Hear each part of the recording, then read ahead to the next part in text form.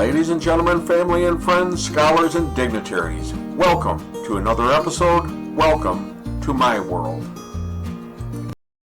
Hello, friends. So, as I've said numerous times before, one of the greatest problems that society suffers is from alcohol and drug abuse. It's been said that, quote, addiction is America's #1 killer and crippler. It's a tough adversary that won't yield to token efforts. Every one of us, private citizens, business and labor leaders, clergy, teachers and school administrators, social service and law enforcement workers, government officials at every level, friends and families, parents and children, every one of us has a role in the effort to control and eventually lick addiction.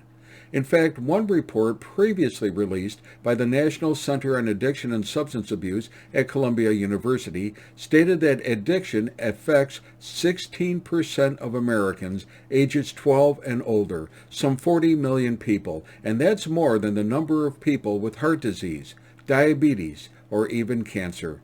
And the personal, family, and social consequences are just as horrific as for any other disease, if not even more so.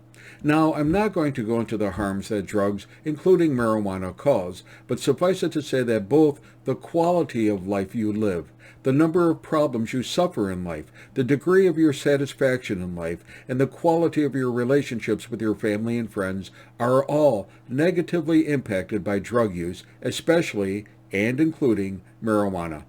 Anyway, right now we're seeing in my state everything increasing from alcoholism to opioid addiction to gambling and especially marijuana use and addiction. And it's not just here but throughout the entire country. Now, just how bad is it? Well, recent research released in the Monitoring the Future study by the University of Michigan, funded by the National Institutes of Health, showed that marijuana use by young adults ages 19 to 30 in the past year rose to 43%. Use in the past month rose to 29%, and daily use rose to 11%. These are the highest levels ever recorded. Again, these are the highest levels ever recorded, and it seems to be even more pronounced in those states that have legalized marijuana.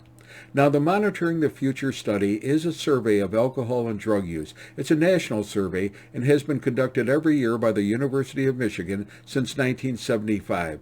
It looks at both drug use across a continuum of drugs as well as related attitudes about drug use by respondents nationwide.